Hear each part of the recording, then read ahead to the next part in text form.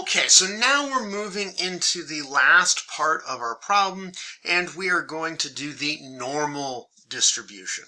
So we looked at a discrete distribution, and then we looked at a uniform one, and so now that we're looking for a normal distribution. So you can see up here, I've got my mean and my standard deviation of my distribution. Those are the two parameters that I need to identify what my normal distribution looks like.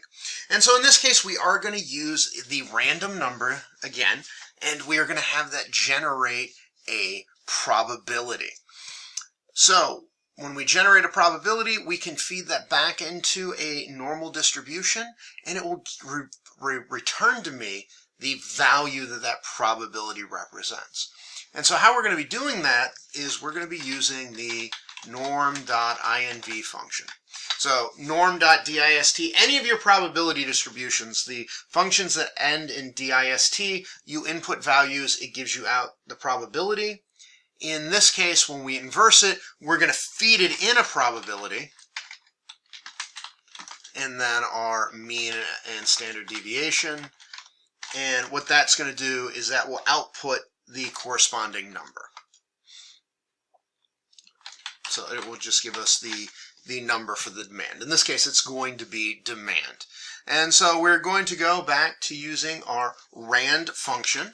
So we're going to use that. That is what's going to give us our variable. That's going to give us our probability. So let's move this down to, we don't need more than 3.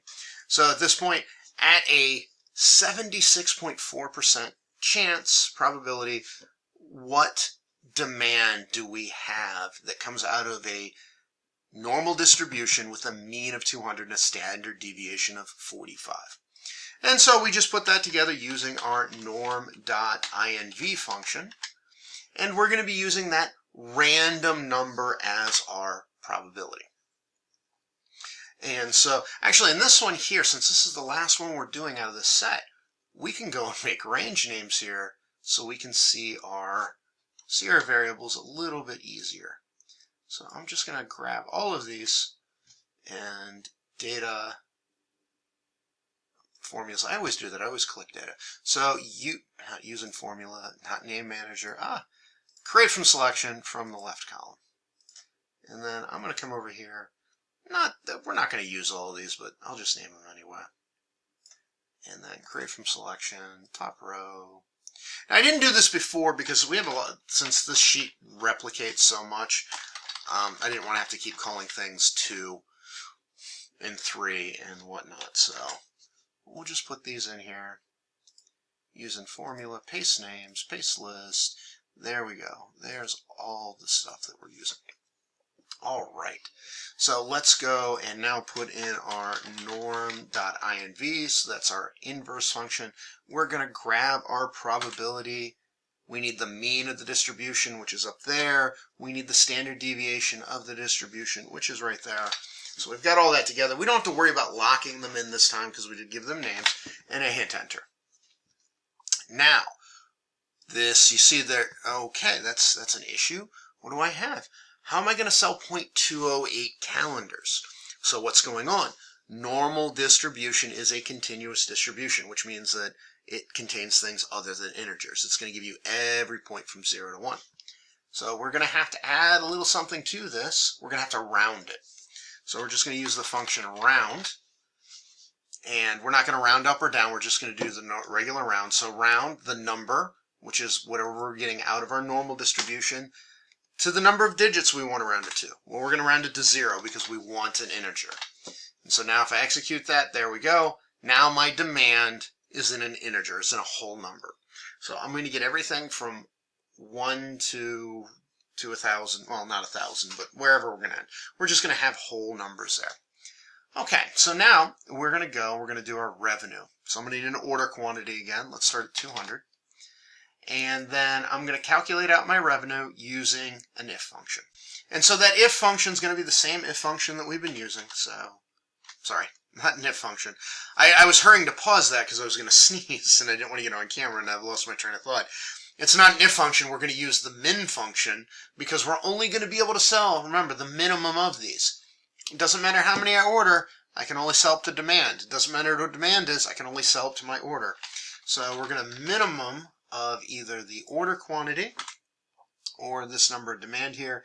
See, I can't click on it, so I'm just going to use the left arrow to highlight that for me. So I've got the minimum of those two, and then I'm going to multiply that by my unit price. That gives me my revenue. Now let's get this in dollars here, because it's not set up for that. So we'll go into number. I want to go to currency, get rid of the decimals, and say OK. There we go, $2,000 revenue. My cost is going to be the same, because it's just going to be the order quantity times whatever I cost, and so that's not going to change for the entire distribution.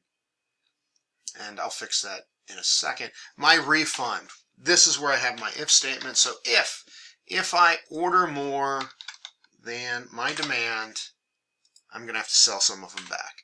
And the number I'm going to have to sell back is my order quantity minus my demand. So I'm not going to put anything for false, because false will just default to 0.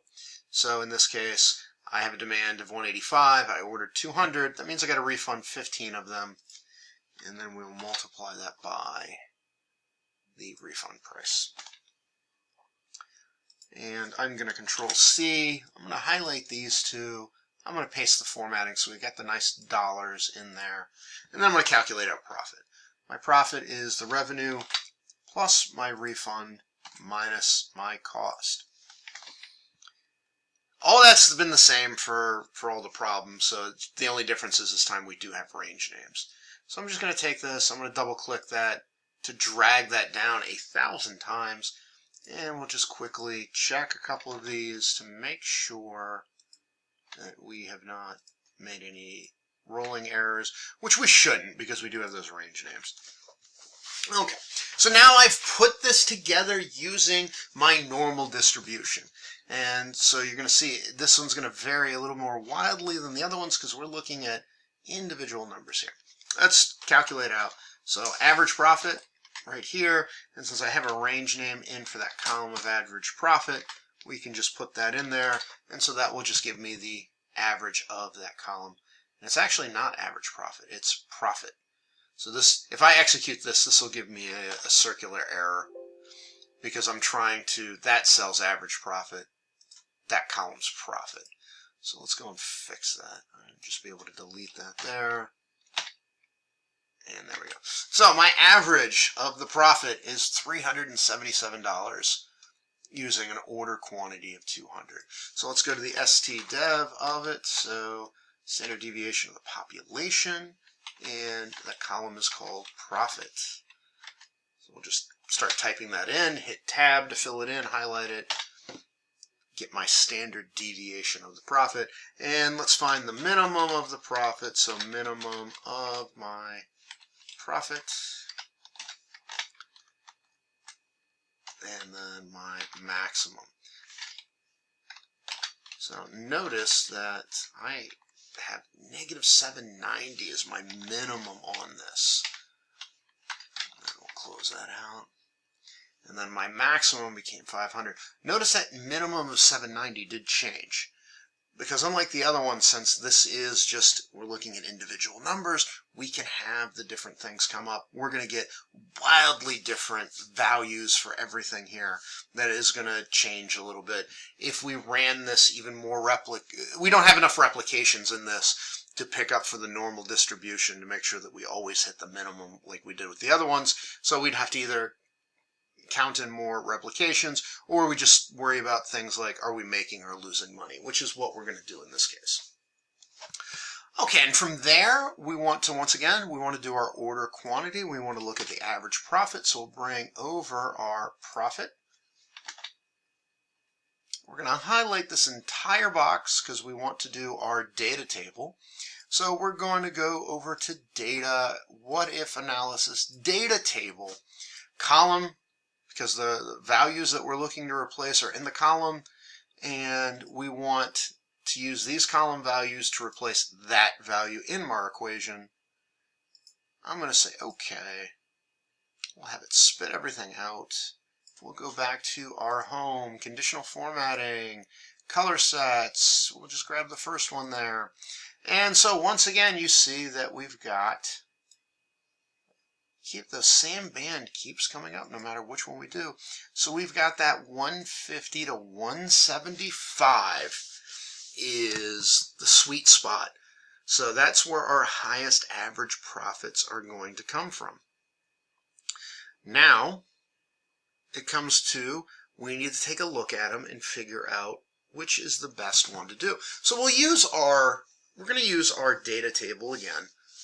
And, sorry, not our data table. We're going to use our pivot table again. And actually, we're just going to figure out with these ones, are we going to be profitable at these different orders? And so I'll be leaving that for the next video. So if you have any questions, please let me know. Otherwise, I'll see you in the next one.